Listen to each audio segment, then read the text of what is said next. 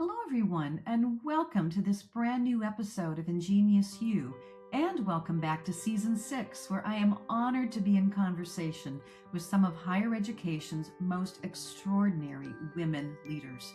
Throughout this season, we've been exploring the journeys, the insights, and the leadership wisdom of women who are shaping the future of our colleges and universities in remarkable ways. My guest today is Dr. Isabelle Cherney, president of Mount Mary University in Milwaukee, Wisconsin. Isabelle's story is unlike any other we have featured this season. Born and raised in Switzerland, a developmental psychologist by training, and a passionate advocate for women and children, she brings a global perspective and a deeply human-centered approach to leadership.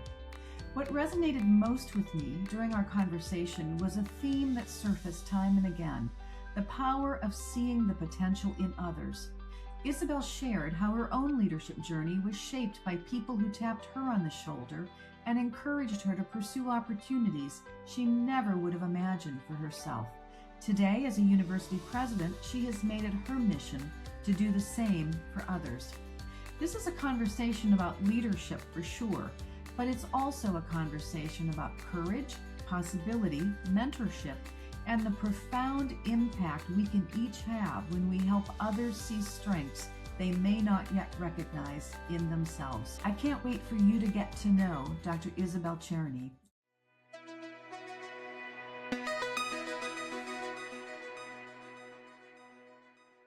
President Cherney, welcome to the Ingenious You community. Thank you so much, Melissa. Now, you have a very interesting background, and I would love for our listeners to learn something about your leadership journey. So tell us where it begins for you. I think it began when I was a girl.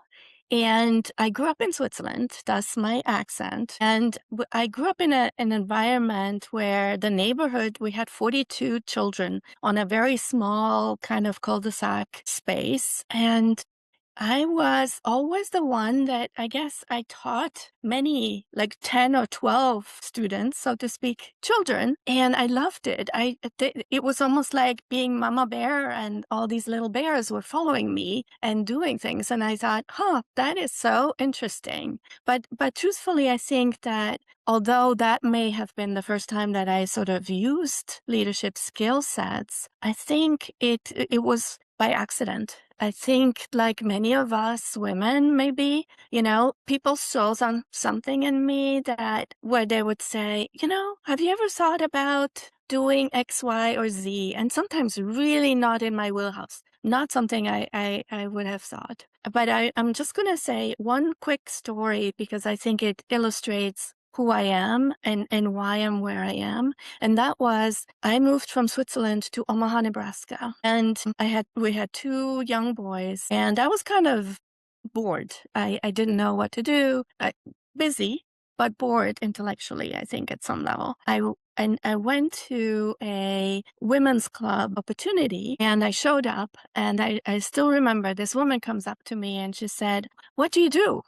And I said, "Well, I'm raising my boys." And she literally walked away. She didn't engage in any conversation whatsoever. And I remember going home and I'm thinking, I speak 4 or 5 languages. I am not just a housewife. Not that there's anything wrong with being a housewife, and that's what I was at the time.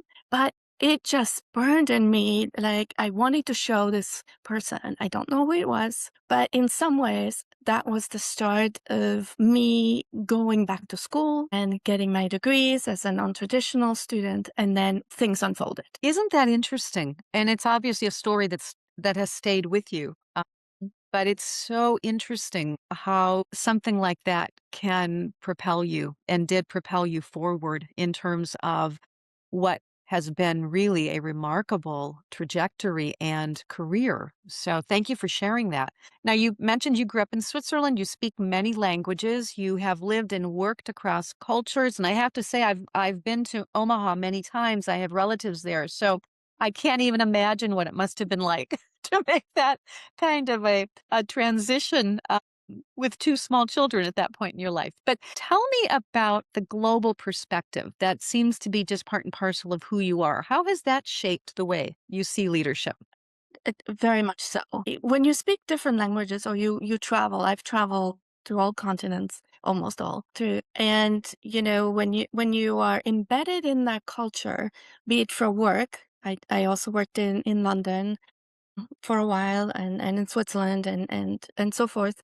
You understand the culture from within, and you see and hear and observe that people are all different and yet the same. What I'm saying here is that we're all human beings, and the human dignity really comes out to me. It screams at me that we are all humans on this one planet. But the way that we take care of the planet, the way that we lead, the way that we interact with each other is different. And so I was very keenly aware that I was always different, because now I'm not home anymore, because yes, I live in the United States, but I probably feel more Swiss than I do American. And that's nothing to say about the culture or anything. It is just where you grow up really makes a difference. And so having grown up in a trilingual environment made me even notice in Switzerland the differences between a person from the French speaking part, a person from the German speaking part, or Italian speaking part. We are different, but we're all Swiss. We're all working together to make Switzerland a better place, or whomever we represent. And so what it has done, I think, to me, is to be extremely empathetic and compassionate about others, whomever that other person is. And I'm always curious. I'm curious to know, what was their upbringing? Why are they where they are now? Why are they choosing what to do? Thus, the psychology background that I have as well. But the cultural piece, you can't take that away. That is how we interact with each other. And so it certainly, when I think about my leadership style, it is this collaborative sort of leading from behind, because I want to hear what they have to say. And the more diverse the group is, and diversity here is the background. It's not necessarily the the color of your skin, but it is, where are you from? What makes you tick? What brings you joy? And then weave that into whatever strategy we need to do. Sure. Yeah. No, and I can see your psychology background coming through clearly in tandem with your lived experience, which is just beautifully expressed. So I appreciate your giving us that window into who you are. So tell us a little bit more about your academic work that has focused on psychology, on gender and educational pathways, among other things. How how does that academic work inform the way you think about leadership and the way you lead, perhaps? Thank you. Yes. I was, as I mentioned earlier, I'm just curious about why people do things the way they do it, and why not other things, for example. So when I started my career, it was actually around children's rights. It was about nurturing and self-determination rights for children. And I was curious to see if culture changed the way that children saw whether or not they should have a right. And I did a multicultural study, and also looked at it from the adult perspective, etc. But it informed me that, again, culture does matter, but not as much as we think. Not as much as we think. Ultimately, it is the person's well-being within the culture that matters, but maybe not necessarily the character that is there. So, having said that, though, much of my academic research was around gender and memories. So, looking at playing with a toy as a developmental psychologist, I was interested in understanding why boys and girls play differently with the same toy. A boy would quite typically take a doll and use it as a hammer. Well, to me, that is actually really interesting and creative. It's a creative way to use a toy that is typically designed to do something different. The girls would use it as intended. So they would be the nurturers. They would do long sequencing of play, etc. So that drew me into sort of, so what experiences do we have as boys and girls that have long-term effects and impact us? And part of it is the fewer women in STEM at the time when I was doing many of that research. Why do women not go into STEM fields? And part of that reflection is that women or girls have fewer experiences in visual spatial skill set. They don't go outside and necessarily throw a ball. And so what I'm trying to say here is that early experiences really matter for even what kind of career we might expend later on. But what it told me as well is that we're all different. We're all different. So when we think about leadership, it comes with you. Your background, your culture, your way of expression, your character, everything is with that. So it behooves me to really find out who I have next to me, with me, in front of me, in order to be able to lead that person at using their strengths and lifting them up so that they can be empowered to do whatever they need to do.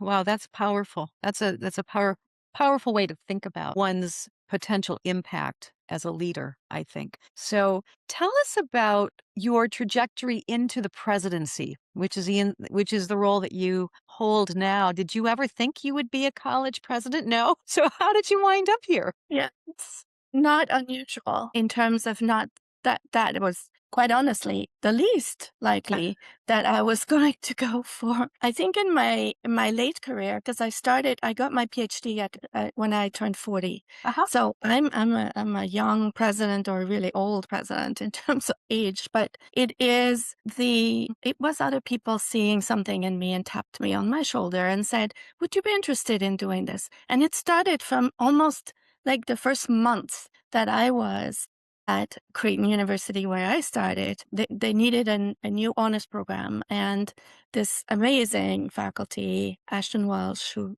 passed away, unfortunately, pretty like a year later, would sit in my office and just talk. And then he said, "Would you be interested in being kind of the assistant director to the honors program?" I was barely like knowing where things were. And so I said, sure, why not? I'm going to learn. And so a lot of this is just to illustrate that along the way, there was always somebody who somewhat saw something that I didn't see. I'm really introverted and don't like the limelight. But it was others that would just come and say, "Hey, have you tried this?" Another one with the EDD program was really interesting to me because I got a call and they said, "Oh, we're thinking about creating an EDD program." So at Creighton, that was not a program that existed.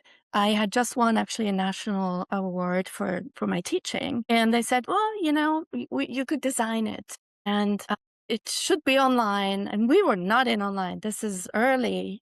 This is in the 2000s. And so I'm like, wow, I have no idea. I don't do graduate.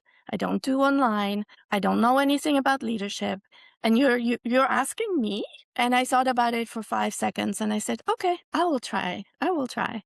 This sounds amazing. This sounds like something I could learn how to do." So that's been kind of the thing in my life, is that people have been wondering. Fast forward, I went to Merrimack College after that, but at some point somebody called me and said, "There is an opening at Mount Mary University in Wisconsin." I was familiar with Mount Mary because my husband grew up 5 houses down the road from here. And the first time he invited me to meet his parents was literally the first thing I saw was the bell tower of Mount Mary. And I was like, "What is this?" And on top of that, his oldest sister graduated from Mount Mary and was a board member at Mount Mary. And the School Sisters of Notre Dame that sponsor Mount Mary were the sisters that educated my husband. So it was just this full circle.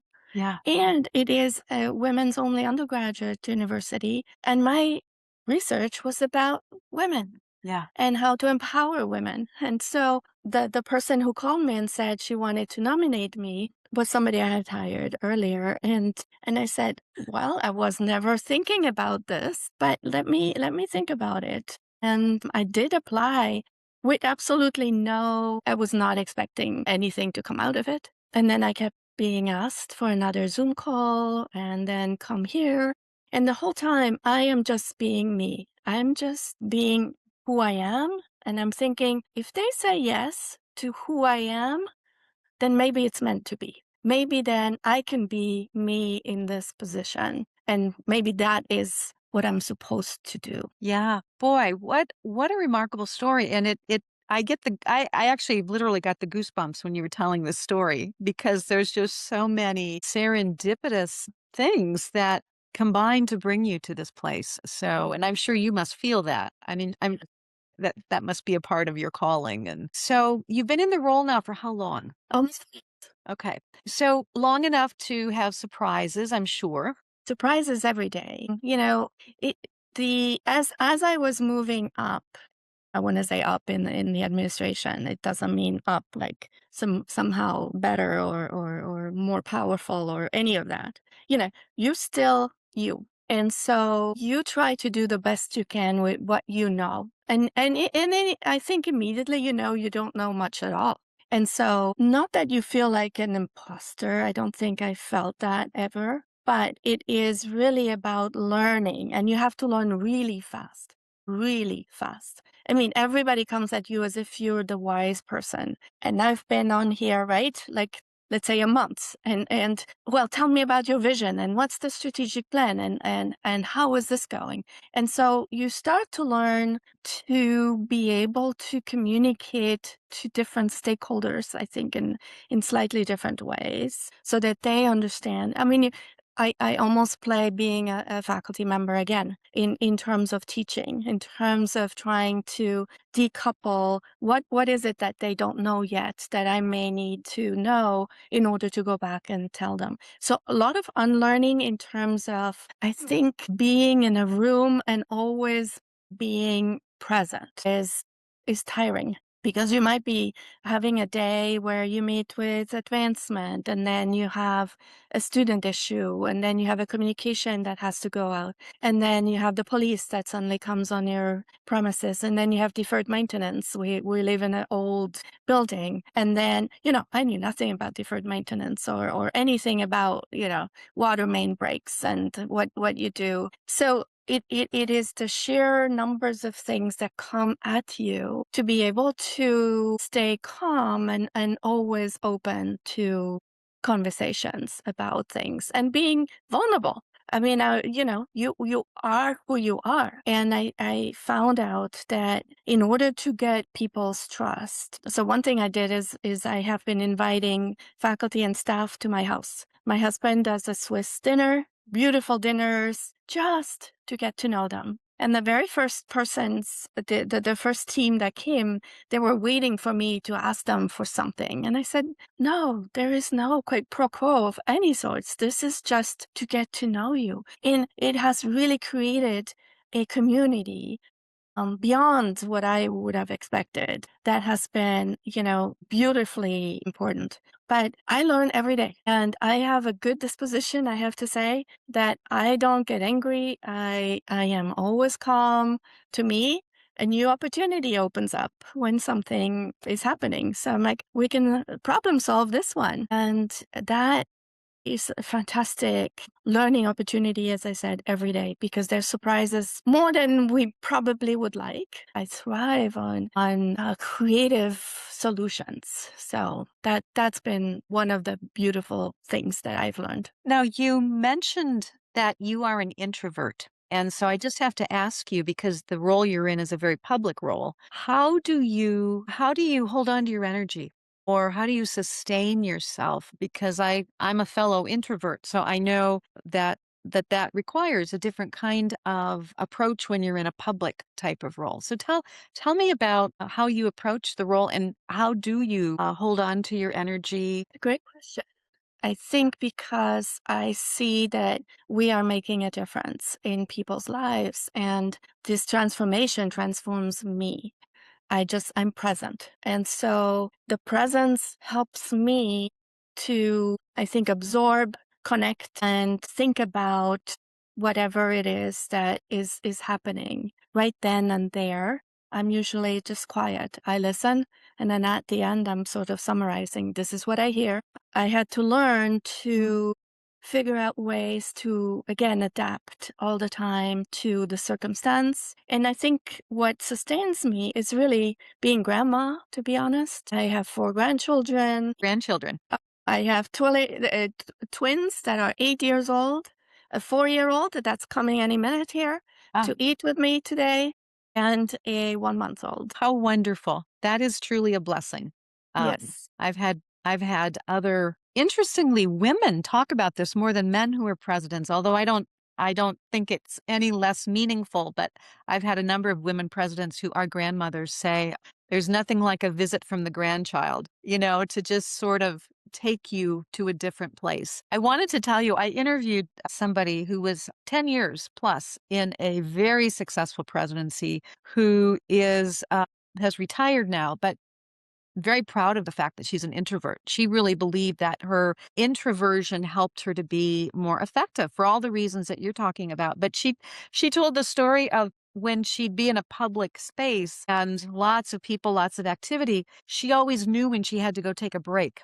And so she had in the gathering place on her campus, there was a place where she could go and hide. And she said she she had to tee in her she had to make sure her staff knew where to find her because they knew when they couldn't find her that she was getting refueled, and they would go knock on the door and then she'd come back and she was fine. But she learned over time that there were some things she had to do to really retain and keep the energy at a high level. So let me ask you, you have spoken passionately about your vision to advance opportunities for women and children. I'd love to know how that plays out in a practical way now in your role as president. Yeah. I love that question. So when I came on board and I launched that's sorry, 3 years ago when I had my official inauguration, I announced the creation of an institute for the advancement of women and children. And my vision was really to perpetuate the legacy of the School Sisters of Notre Dame, who are the sisters that sponsor us, whose mission we continue to uphold. And these women have been such a huge influence all over the world, starting thousands of schools everywhere, and including in Wisconsin. But what I needed to do to leave a legacy to whomever, as we continue this mission is we're a women's institution and there's very few left. And how do I keep that just in case this disappears or for some reason we need to admit man, whatever. I'm not making any political or any other comment here. What is it that the school sisters are today, in the past, and will be in the future? So the advancement of women and children has 4 centers of excellence. One is the Center for Women and Children's Rights, because I started in that area, but it's really what they are really famous for is about talking about and doing a lot of work around migration and trafficking, etc., but also against violence against women. And so that's kind of that center. The Center for the Advancement of Women in Technology, which is about let's do technology for good, and especially with AI. And the web was designed by men, so let's make sure that women's voices also come into technology. The Center for Women's Health and Wellness, no brainer. There's a big gap between those who have access to healthcare, those who don't, and also a lot of research has not been done with women in mind. And when women thrive, their families thrive. And that's really what I'm trying to accomplish here. And then the Center for Women's Leadership. Women lead differently, generally speaking, and we have all these women on campus. Let's figure out how to empower them and transform them, because they will transform their families, their neighborhood, and society as a whole going forward. That's a wonderful legacy. I can see how this must bring you so much meaning, but also it reflects the threads of your life in a very interesting way. You mentioned women do lead differently. Tell me Mhm. something about what you've observed in that regard. How do women lead differently? So I used to teach the psychology of gender, and one of my favorite classes was always about leadership. And I started, and this was again several years ago, always, tell me about leaders. Who is a leader? Why are they leading? And it was they always had men, always men leaders, politically usually affiliated, or sometimes it was a big tech person or somebody. There were very few that found even a person of color or a woman to mention as a leader. And so part of how women lead is they lead more as servant leaders than men do, and it's less transactional. So this is what the research shows. We're more transformational leaders. And companies that have women leaders or board leaders with are more likely to have a workforce that is happier because they tend to address some of the shortcomings, maybe sometimes, childcare or gifts of time or other things that they use to keep and make sure that the employees are happy and fulfilled. So there are differences in the way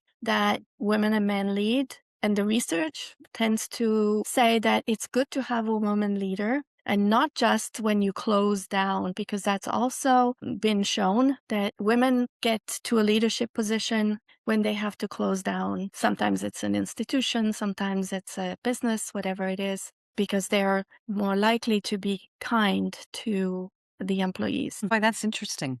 Yeah, it's interesting to see what's happening in the world of higher education today. As you know, I'm interviewing only women presidents in this season, and it's some of the common themes very much align with what you have just shared in terms of I guess, what I might call the unique contributions that women make as leaders. So let's bring that down to you, to you as a leader. And you mentioned earlier that you lead from behind. If I were on your campus and I followed you around, what would I see in terms of how your leadership actually plays out in practice? And is there a superpower there that you claim as a leader? I don't claim a superpower, but people would probably say, what you see is my energy. And what I've been told is that I guess I am a visionary, so I can see where we need to go in 2, 3 years from now. But I can also see through the forest and the trees and how to get there. And so I think that's really helpful. It has been helpful for me, except that's one of the things I had to unlearn, is that not everybody is with me in 3 years down the road. So I have to be in the present and knowing where we might want to go and help people come along that road as we go. So if you were on campus here, you'd see me walk around because I'm no good in here unless I need to recharge, as we talked about. But, it is about going out and I will just go into an office, just say, how are you? How are things going? Can I be helpful in any way? And so that's kind of my way of connecting with everyone, especially the students. We do pizza with the president, and I love those times because I don't teach anymore in a classroom, and I miss that. That is the hardest thing to give up. And so I do it in different ways, and in, again, sort of networking. And it's all about relationships. It's about relating to each other. It's about trusting each other. It's about knowing who is in front of me or whatever. And so it would be, the students know me. They will talk to me. They stop me.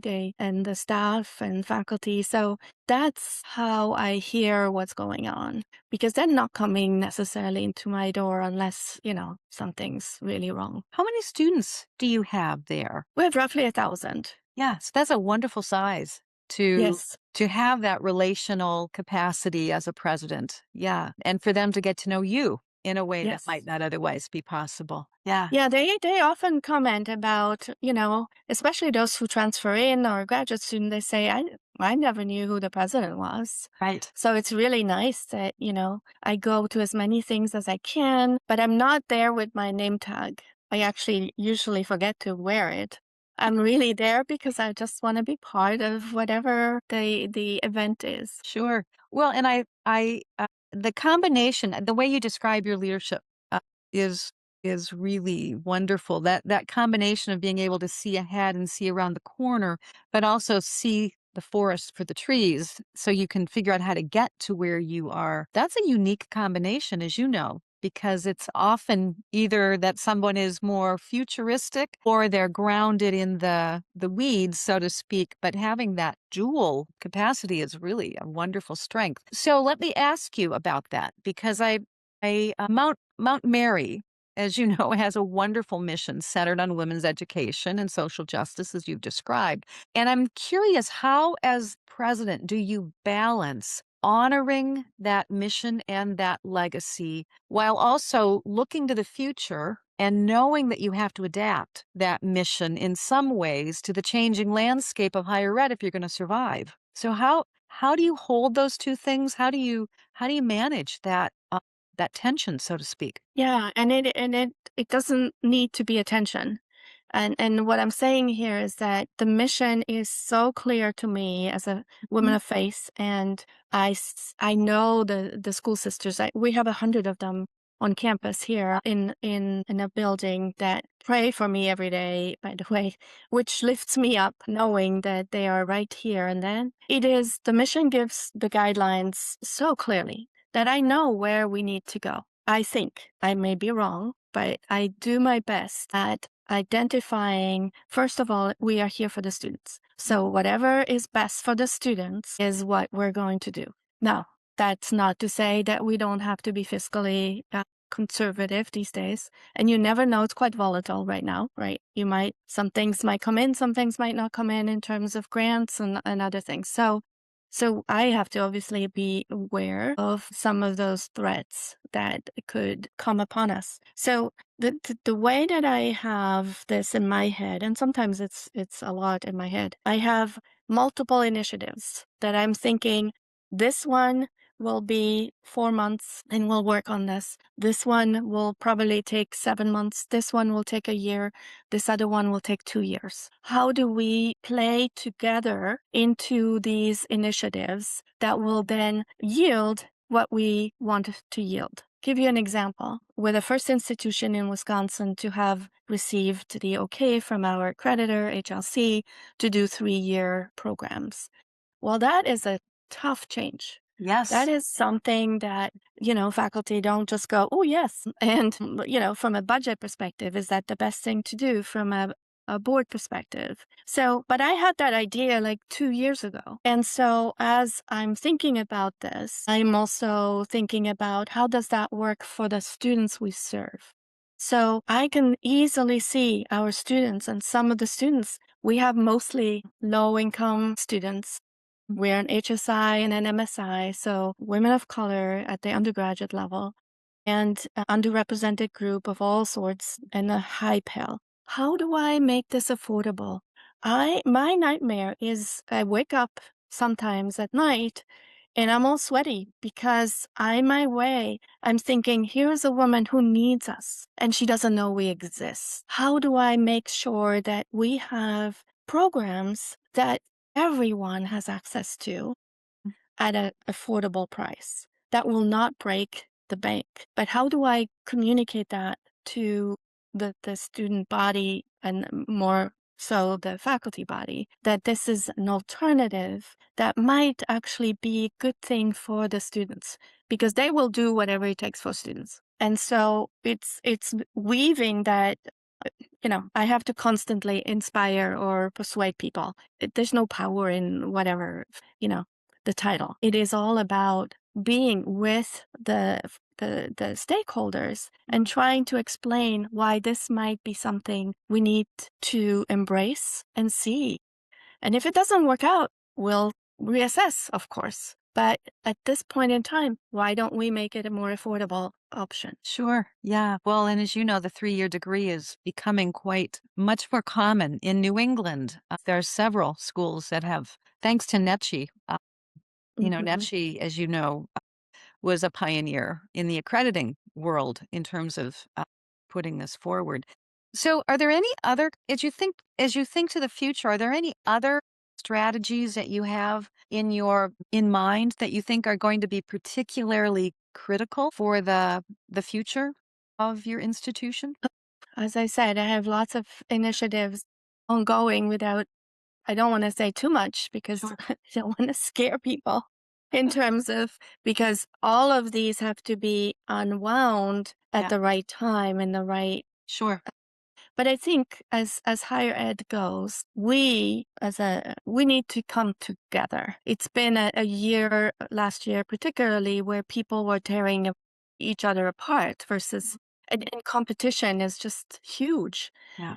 That doesn't help anyone. That does not help the future high schooler or young adult or older adult to go back to school. We have to be more flexible. We have to find ways to be flexible for the adult learner, myself included, as I was a mom going back and getting my bachelor's and master's and PhD in my 30s. That was all I remember in my 30s, is studying and taking care of the kids. I would have loved to have options. And that we have to just agree to disagree, maybe, but not everybody is the same. Not every institution has to do all of it. So, how do we partner with other institutions who are really good at something?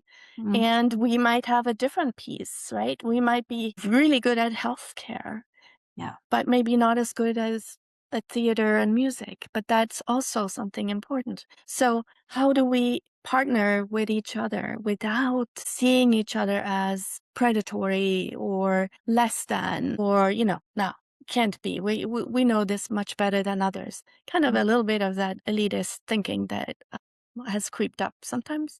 So it is to it's to really creatively look at different ways to partner. It could be with the state, it could be with the community, it could be with schools, high schools, and etc.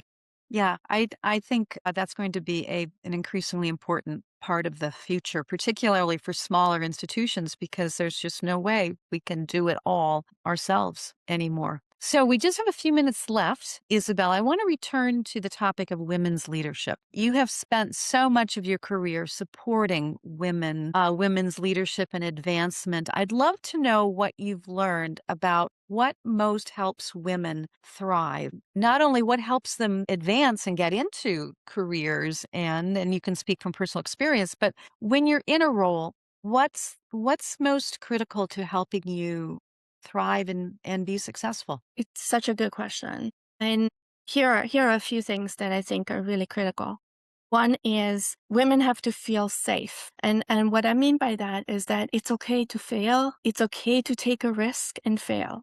It's okay to try things. I think too often women have been socialized to be, you don't apply to a job unless you have your checklist and 100% is there. No, men never think that way. They will just go for the job. It looks interesting. I'm going to try. It's okay to try and do that, because women, just by who they are, expand people's presence. And, just because you are here and you're listening, that alone might change the trajectory of the person in front of you. So one is really to go for it. Say yes to opportunities. When a door opens, why not? Try it out. If it doesn't work out, we can always, sometimes back out. I think and be yourself. Women, when I say they need to be safe, it is that it's okay to be you, that your human dignity is good enough. Because we often, women have a lot of stereotypes going with leadership. If you're too confident or come across as confident, you're aggressive. You're too much. If you're not aggressive enough, or if you're not decisive enough, then you're not enough. And so these stereotypes of being too aggressive or not, or weak, really hurt women. And we are sometimes our own worst enemy, and take things personally and attack other women relationally. So we're very much about relations, and it's really the best way is to support, praise talent, and tap women on the shoulder and say, I see something in you. I would like you to try this. I'll be here. I'll be managing. I'll be nurturing. I'll be, scaffolding, but try it. I think you can do this. And then take things off their plate. Don't add things because women tend to belabor everything. They have more of the home front, Yeah. generally speaking. And so that it should also be fair and not because they like service, that they do more service, that then they don't have time to really maybe pursue a career that they'd like to try. What about barriers? What are some of the barriers you see that are still very much there for women? That belaboring is very much there. Yeah. I do see women not saying yes to opportunity because they know they have all these other things that they think they need to do. I'm not saying that they don't. I'm just saying it is still ingrained at the societal level. For sure, the stereotypes about being too confident and but now you're really aggressive.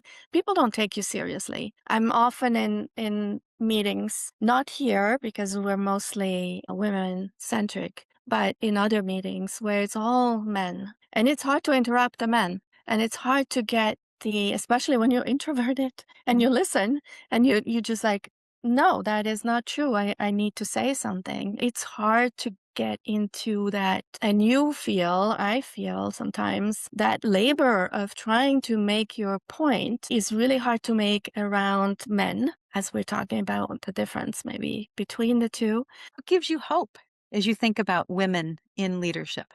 The way that we have come already, just in my lifetime has been amazing. We're still far from equity, far. But this young generation, my goodness, they feel empowered. They have a voice and they know how to get attention. And I think the younger generation is poised to really take the reins going forward. I'm very enthusiastically endorsing youth today. I think that they need more opportunity and hope that we can give those to those that are here. And if there's somebody listening, let's say a younger woman who aspires to be a president, let's say she's listening and she's thinking, oh, wow, I would really love to be in that kind of a role someday. Are there some specific things that she should be doing to prepare herself? I think I will go back to sort of what is it that you want in that? Is it just a title? What kind of maybe nonprofit you want to be president at? To understand what it takes. It is a lot of work and a lot of chaos, I want to say, because every day something new comes in. So start thinking about who you are. What is your strength? What is your superpower? And use that superpower throughout where you go. I would say open up the doors. I mean, if you're courageous enough to actually knock at the door, wow, I was not. But that doesn't mean you can't get there. And surround yourself by sponsors, by other women or men. Sometimes the best sponsors are men that see you thrive and that understand where you want to go. But also mentors, and not just one, multiple ones. Some that, might know you personally, some that know your talent or your skill set or what you want to do. And surround yourself by people you trust and they trust you so that you have that support that you need to say, yes, I will go. I have often been the person that people call and say, should I? Yes, you should. And here's why. So don't take things personally. Go for it. Go for it. It's going to work out because you have a passion for it. You want to do this. This is amazing. I never wanted this, but when you want this, go for it. The courage, the commitment, the compassion that women bring to the plate are unique and we need them. Indeed. So, last question. I want to ask you to look ahead and tell me what you're at some future point and you're looking back. What is the impact you hope you will have had that will endure into the future? I hope that I was able to empower everyone not just women, but everyone, to think of themselves as good enough to go forward and do whatever it is that they're passionate about. That there's a little voice there that says, somebody believes in me. I can do that. Kind of like the little train that, I can do it. That I was able to unleash the creativity of people in general. I grew up poor in a rich country, and I always had to think about, how do I do things without money? Not because it was easier, but it made me, I think, more innovative in thinking about solutions. I want people to start being able to do that too. Not because I don't want them to have money. By all means, I want everybody to be well off. But at some level, the frugality really makes you think differently about who you are and the power that you bring to a situation. So to be present, that they feel that they're going to miss somebody at some level. Not that I'm important, but that there was somebody who believed in them for the future. Isabelle, that's a wonderful note to end on. So thank you so much. I am inspired by our conversation, and I can hardly wait for our listeners to learn about you and your journey, and they too will be inspired. So thank you so much for your time and wisdom and sharing with us today. Thank you so much for those very thoughtful questions, and I really enjoyed our hour together. Thank you, Melissa.